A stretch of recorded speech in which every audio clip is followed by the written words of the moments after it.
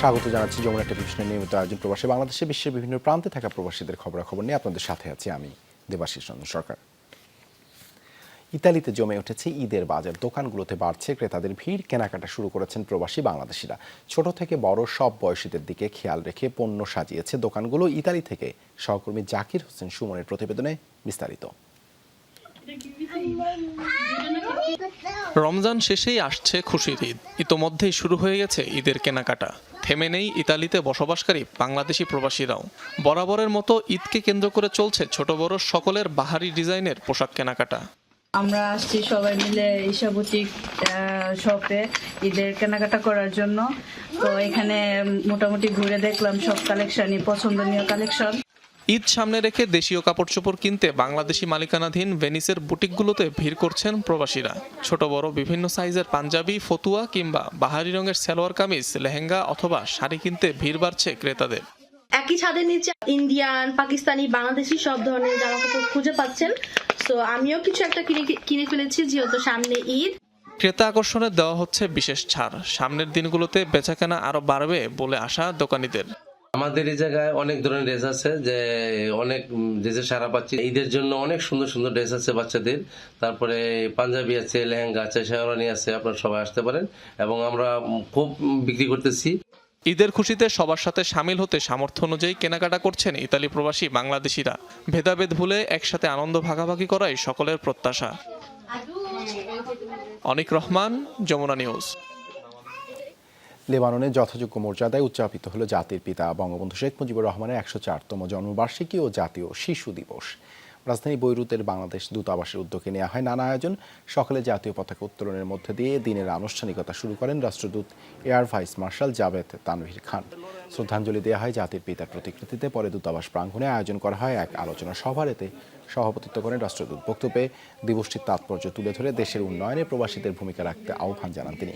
অনুষ্ঠানের সঞ্চালনায় ছিলেন দূতাবাসের কাউন্সিলর ও দূতালয় প্রধান মোহাম্মদ বাকিবিল্লাহ। এ সময় রাষ্ট্রপতি, প্রধানমন্ত্রী ও পররাষ্ট্রমন্ত্রীর পাঠানো বাণী পাঠ করা হয়। দেখানো হয় বঙ্গবন্ধুর জীবনের উপর নির্মিত তথ্যচিত্র। দূতাবাসের ঊর্ধ্বতন কর্মকর্তা ছাড়াও আয়োজনে উপস্থিত ছিল প্রবাসী বাংলাদেশিরা। বঙ্গবন্ধু শেখ মুজিবুর রহমানের ১০৪তম জন্মবার্ষিকী ও জাতীয় শিশু দিবস উদযাপিত হয়েছে সৌদি আরবে। সকালে দূতাবাস প্রাঙ্গণে জাতীয় পতাকা উত্তোলনের মধ্যে দিয়ে দিবসটির আনুষ্ঠানিকতা শুরু করেন রাষ্ট্রদূত ডক্টর মোহাম্মদ জাভেদ পাটোয়ারি। তিনি বলেন, বঙ্গবন্ধু শেখ মুজিবুর রহমান ছিলেন সাহসী, নির্ভীক, মানবদরদী ও অধিকার আদায়ে আপোষহীন। ভাষা আন্দোলন থেকে শুরু করে মহান মুক্তিযুদ্ধ পর্যন্ত দেশের প্রতিটি স্বাধিকার আন্দোলনে তিনি নেতৃত্ব দিয়েছেন। এ সময় বঙ্গবন্ধুর স্বপ্নের সোনার বাংলা গড়তে সবাইকে যার যার অবস্থান থেকে নিরলস কাজ করে যাওয়ার আহ্বান জানান তিনি।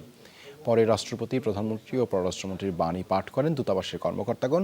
অনুষ্ঠানে জাতির পিতার জীবন ও আদর্শ তুলে ধরে রিয়াদের বাংলাদেশ আন্তর্জাতিক বিদ্যালয়ে অধ্যয়নরত শিক্ষার্থীরা। প্রদর্শিত হয় বঙ্গবন্ধুর জীবন ও কর্মের উপর নির্মিত একটি প্রামাণ্য চিত্র। দূতাবাসের কাউন্সিলর মোহাম্মদ বেলাল হোসেনের সঞ্চালনায় অনুষ্ঠানে উপস্থিত ছিলেন দেশটিতে বসবাসরত প্রবাসী বাংলাদেশিরা।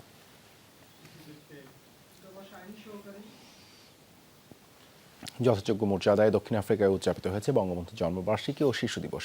রোববার স্থানীয় সময় বিকেলে দূতাবাস প্রাঙ্গণে করা হয় আয়োজনের শুরুতেই দূতাবাসের কর্মকর্তারা পাঠ করে শোনান রাষ্ট্রপতি, প্রধানমন্ত্রী এবং পররাষ্ট্রমন্ত্রীর বাণী। প্রদর্শিত হয় বঙ্গবন্ধুর উপর নির্মিত একটি প্রামাণ্য চিত্র। পরে কেক কেটে আনন্দ উদযাপন করেন কর্মকর্তা, কর্মচারী ও অতিথিরা। অনুষ্ঠানে প্রধান অতিথি ছিলেন হাই কমিশনার নূরে হেলাল সাইফুর রহমান। প্রথম সচিব আলমগীর হোসেনের সঞ্চালনায় এতে আরও উপস্থিত ছিলেন সর্ব আফ্রিকা আওয়ামী লীগের যুগ্ম আহ্বায়ক আব্দুল আওয়াল তান সেন সহ অন্যান্যরা।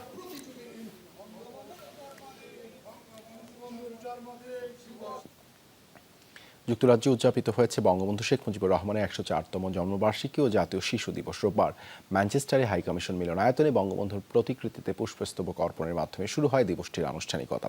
শুরুতেই রাষ্ট্রপতি, প্রধানমন্ত্রী ও পররাষ্ট্রমন্ত্রী বাণী পাঠ করেন সহকারী হাইকমিশনের কর্মকর্তারা। পরে অনুষ্ঠিত হয় এক আলোচনা সভায় বক্তারা বলেন, পাকিস্তানি স্বৈরশাসকদের অন্যায় অবিচার মেনে নেননি বঙ্গবন্ধু, করেননি এক চুল আপোষও। বছরের পর বছর জেলে বন্দি থেকে নিজ সংকল্পে অটল থেকে মুক্তির মহামন্ত্রে জাতিকে জাগিয়েছেন অকুতভয় বীর এই নেতা। স্বাধীন সার্বভৌম বাংলাদেশের উপকার এবং প্রতিষ্ঠাতা একমাত্র তিনি। অনুষ্ঠানের সভাপতিত্ব করেন সহকারী হাইকমিশনার কাজী জিয়াউল হাসান। দূতালয় প্রধান মল্লিক নাজিরুজ্জামানের পরিচালনায় এতে আরও উপস্থিত ছিলেন সুরাবুর রহমান, মুক্তিযোদ্ধা ডক্টর নজরুল ইসলাম, সৈয়দ মাহমুদুর রহমান সহ অন্যান্যরা।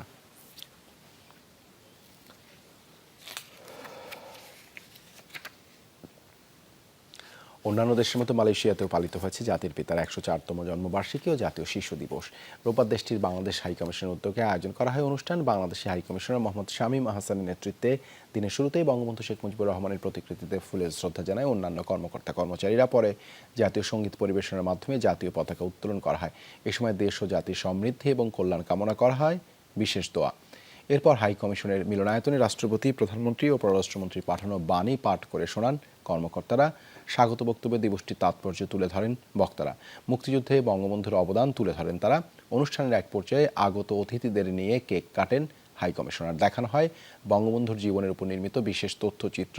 হাই কমিশনের কর্মকর্তা কর্মচারী ছাড়াও অনুষ্ঠানে উপস্থিত ছিল মালয়েশিয়ায় বসবাসরত বাংলাদেশ কমিউনিটির সদস্য ও বিভিন্ন সামাজিক সাংস্কৃতিক সংগঠনের নেতৃবৃন্দ।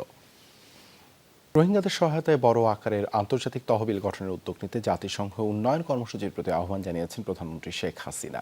সোমবার রাজধানীর এক হোটেলে সফররত ইউএনডিপির শুভেচ্ছা দূত এবং সুইডেনের ক্রাউন প্রিন্সেস ভিক্টোরিয়ার সঙ্গে এক বৈঠকে কথা জানান তিনি। বলেন, বাংলাদেশের মানবিক কারণে বাস্তুচ্যুত রোহিঙ্গাদের আশ্রয় দিয়েছে। প্রয়োজনীয় সুযোগ সুবিধা নিশ্চিত করে ভাষাঞ্চলে তাদের জন্য উন্নত আবাসনের ব্যবস্থা করা হয়েছে। এ সময় সুইডেনের ক্রাউন প্রিন্সেস ভিক্টোরিয়া বলেন, সুইডেন ও বাংলাদেশের মধ্যে দ্বিপাক্ষিক সম্পর্ক আরও গভীর করার সুযোগ রয়েছে। দু দেশের মধ্যে বাণিজ্য, ব্যবসা ও বিনিয়োগের ক্ষেত্রে দ্বিপাক্ষিক সম্পর্ক আরও জোরদার করার ব্যাপারে আশাবাদ ব্যক্ত করেন তিনি। বৈঠকে রোহিঙ্গা ইস্যু ছাড়াও জলবায়ু পরিবর্তন সহ বিভিন্ন দ্বিপাক্ষিক ও বহুপাক্ষিক বিষয় নিয়ে আলোচনা হয়। ধসে পড়ল পশ্চিমবঙ্গের কলকাতার একটি নির্মাণাধীন ভবন। এ পর্যন্ত 9 জনের মরদেহ উদ্ধার করা হয়েছে, আহত কমপক্ষে 20 জন। ধ্বংসস্তূপের নিচে চাপা পড়ে আছেন অনেকেই। কর্তৃপক্ষ জানায়, রোববার রাতে 5তলা ভবনটির পাশের বস্তির উপরে ধসে পড়ে। হতাহতদের বেশিরভাগই মুসলিম। ঘটনাস্থল পরিদর্শন করেছেন মুখ্যমন্ত্রী মমতা ব্যানার্জি। ক্ষতিগ্রস্তদের আর্থিক সহায়তা এবং ভবন মালিককে গ্রেপ্তারের নির্দেশ দিয়েছে রাজ্য সরকার। গার্ডেন রিচ এলাকায় নির্মাণ করা হচ্ছিল বহুতল ভবনটি। সম্প্রতি 5তলার ঢালাইয়ের কাজও শেষ হয়। গভীর রাতে হঠাৎ ধসে পড়ে পুরো ভবন, আছড়ে পড়ে পাশের একটি বস্তিতে। দুর্ঘটনার সময় ঘুমিয়েছিলেন বস্তিবাসী, ফলে কিছু টের পাবার আগেই চাপা পড়েন ভগ্নস্তূপের নিচে। দ্রুত সেখানে উদ্ধার তৎপরতা শুরু করে ফায়ার সার্ভিস। জারি করা হয় সতর্কতা। জীবিতদের উদ্ধারের পর নেওয়া হয় হাসপাতালে। ধ্বংসস্তূপের নিচে এখনও চাপা পড়ে আছেন অনেকে। এখনো ডেব্রিজের তলায় খোঁজ চলছে। 2-4 জন এরকম আছে যাদের সাথে, যারা উদ্ধার করছে বা যারা ওখানে রয়েছে তাদের সাথে কথা হচ্ছে। তাদের জল দেওয়া হয়েছে, অক্সিজেন দেওয়া হয়েছে। এছাড়া ডেব্রিজের থেকে হয়তো আরও মৃতদেহ বেরোতে পারে।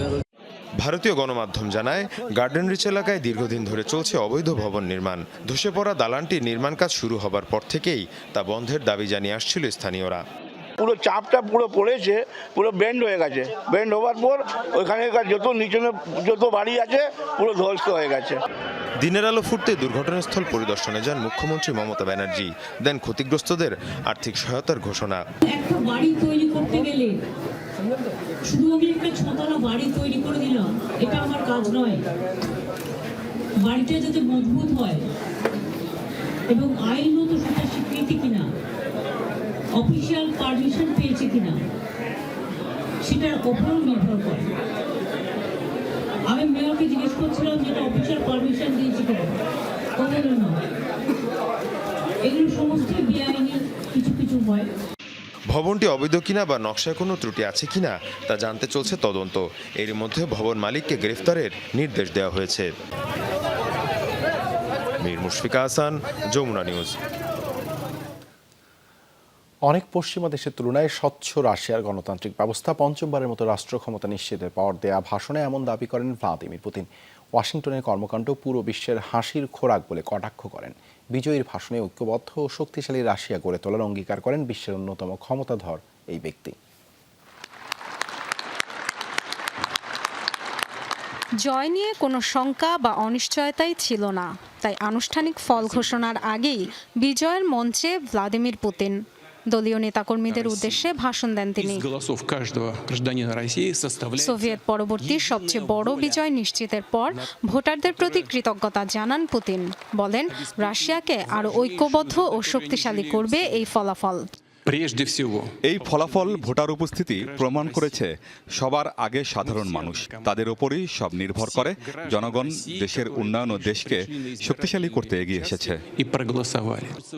রেকর্ড ভোটের জয়কে পশ্চিমাদের প্রতি বার্তা হিসেবে আখ্যা দেন পুতিন। বলেন, রাশিয়ার সাথে আচরণ কেমন হবে তা নিয়ে অন্যদের এখনই ভাবতে হবে। ইউক্রেনের বিরুদ্ধে রণক্ষেত্রে ভালো অবস্থানের দাবি করে সামরিক বাহিনীকে আরও শক্তিশালী করে গড়ে তোলার কথাও জানান। রাশিয়াকে ভয় দেখিয়ে কেউ দমন করতে পারবে না বলে হুঁশিয়ারি দেন সাবেক এই গোয়েন্দা কর্মকর্তা। রাশিয়ার জনগণকে ধন্যবাদ। আমরা সবাই একটা টিম। ইতিহাস বলে, রাশিয়াকে ভয় দেখিয়ে দমিয়ে রাখতে কেউ কখনো সফল হয়নি, ভবিষ্যতেও হবে না। আমার ওপর ভরসা রাখার জন্য ধন্যবাদ। সাংবাদিকদের প্রশ্নের জবাবে 2 যুগ ধরে ক্ষমতায় থাকা পুতিনের দাবি, গণতান্ত্রিক প্রক্রিয়ায় হয়েছে রাশিয়ার নির্বাচন। যুক্তরাষ্ট্রকে নিয়ে কটাক্ষ করতেও ভুলেননি এই নেতা। কোন দেশ তো প্রশাসন, বিচার বিভাগকে কাজে লাগায় প্রেসিডেন্ট প্রার্থীকে ঠেকাতে। এটা কি গণতন্ত্র? পুরো বিশ্ব যুক্তরাষ্ট্রকে দেখে হাসে। আমাদের নির্বাচন মেইল ইন ভোটের মতো নয়, যেখানে $10 দিয়ে ভোট কেনা যায়। 15 থেকে 17 মার্চ 3 দিনব্যাপী নির্বাচন অনুষ্ঠিত হয় রাশিয়ায়। আরও 3 প্রার্থী থাকলেও পুতিনের সামনে ধোপে টেকেননি কেউই।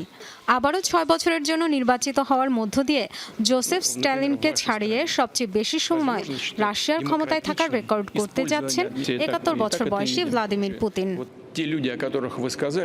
Dorothy Tasrin, Jamuna News. বাহরাইনে পবিত্র মাহে রমজান উপলক্ষে বাংলাদেশ বিজনেস ফোরামের উদ্যোগে শুরু হলো কোরআন তেলাওয়াত প্রতিযোগিতা।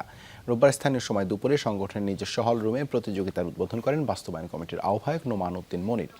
পবিত্র কোরআন তেলাওয়াতের মধ্য দিয়ে শুরু হয় উদ্বোধনী অনুষ্ঠান। এতে পরিচালনা করেন আব্দুল হান্নান। এর সময় উপস্থিত ছিলেন সংগঠনের সভাপতি আইনুল হক, সাধারণ সম্পাদক মোহাম্মদ জসিমউদ্দিন, গিয়াসউদ্দিন মিয়াজি, মোহাম্মদ সেলিম সহ আরও অনেকে। প্রতিযোগিতার প্রথম রাউন্ডের বিচারক হিসেবে উপস্থিত ছিলেন হাফেজ ইরফান সাদিক, হাফিজ নজরুল ইসলাম সহ বেশ কয়েকজন। এই প্রতিযোগিতায় অংশ নিচ্ছে মোট 28 প্রতিযোগী, যাদের মধ্য থেকে 10 জনকে মনোনীত করা হবে ফাইনালের জন্য। বাংলাদেশ বিজনেস ফোরামের কর্তৃক আয়োজিত আজকের কোরআন তেলাওয়াতের প্রথম গ্রুপের গ্রুপের নির্বাচক আজকে সম্পূর্ণ করেছি। আলহামদুলিল্লাহ, যে সমস্ত বাচ্চারা এসেছে। ধন্যবাদ বাংলাদেশ বিজনেস ফোরামের সবাইকে আজকের এই অনুষ্ঠানকে সাফল্যমণ্ডিত করার জন্য। 10 জন প্রথম পর্যায়ে প্রতিযোগী অংশগ্রহণে প্রথম স্থান অধিকার করেছে। আমরা শুভকামনা তাদের জন্য। 4-6 বন্ধুত্বের জয়, এই স্লোগান সামনে রেখে পর্তুগালে অনুষ্ঠিত হলো প্রবাসী বাংলাদেশিদের ইফতার মাহফিল। রোববার রাজধানীর লিসবনের টার্কিশ গ্রিল রেস্তোরাঁয় আয়োজন করা হয় ইফতার মাহফিলটির। এতে অংশ নেয় দেশটিতে অবস্থানরত বাংলাদেশি এসএসসি 2004 ব্যাচের শিক্ষার্থীরা। আয়োজকরা জানান, ভিন দেশ ও বন্ধুদের একত্রিত করতেই নেওয়া হয়েছে এমন উদ্যোগ। এ সময় নিজেদের মধ্যে আনন্দ উচ্ছ্বাস প্রকাশ করেন তারা। পরে বন্ধুবান্ধব, দেশ ও জাতির কল্যাণে বিশেষ মোনাজাত করা হয়।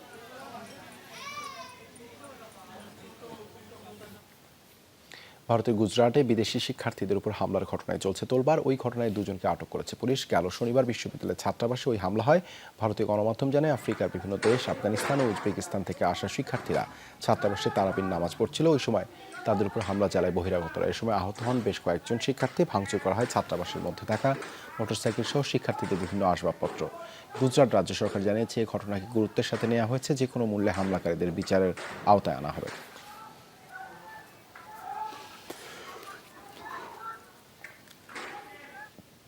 কুয়েতে পৌঁছানোর পরদিন অনুশীলন না করলেও হোটেলে জিম সেশনে ঘাম ঝরিয়েছে বাংলাদেশ ফুটবল দল। সোমবার থেকে পুরো দস্তুর অনুশীলন করবেন জামাল তোপুরা। সুদানের সাথে প্রস্তুতি ম্যাচ খেলে বেশ আত্মবিশ্বাসী হয়ে উঠেছে টিম বাংলাদেশ। কোচের নিয়ম মেনেই সৌদিতে 15 দিনের ক্যাম্পে অনুশীলনও করেছেন ফুটবলাররা। প্রস্তুতি নিয়েই এবার কুয়েতে দল। তাদের মিশন বিশ্বকাপ বাছাই পর্বে ফিলিস্তিনের বিপক্ষে জয়। এই ম্যাচটি অনুষ্ঠিত হবে আগামী 22 মার্চ। সেই লক্ষ্যে সোমবার থেকে অনুশীলন করবেন চিকোরা। এরপর ফিরে যাবেন ঢাকায়, যেখানে ফিরতি লেগে খেলবেন জামাল ভুঁইয়ারা।